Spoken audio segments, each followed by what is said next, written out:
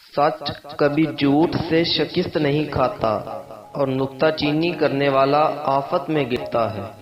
جو شخص خاموش رہتا ہے وہ بہت دانا ہے، کیونکہ کثرت کلام سے کچھ نہ کچھ گناہ تو ہو ہی جاتا ہے۔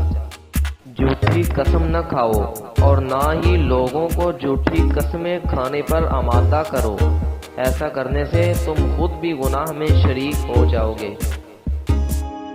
دنیا کی یاد اور نیک اعمال کے لیے نیت کا ٹھیک ہونا بہت ضروری ہے۔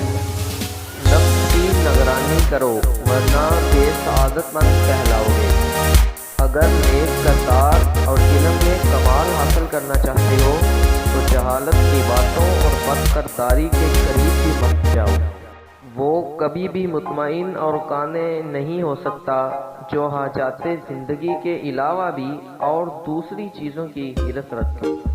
بدن کا چراغ تیری آنکھ ہے، بس اگر تیری آنکھ درست ہے تو تیرا سارا بدن روشن ہو جائے گا، اور اگر تیری آنکھ خراب ہے تو تیرا تمام بدن تاریکی ہو جائے گا۔ خدا کی نعمتیں بے انتہا ہیں، ان کا شکریہ ادا کرنا انسان کے بس کی بات نہیں ہے، اور روح کی غذا اور زندگی صرف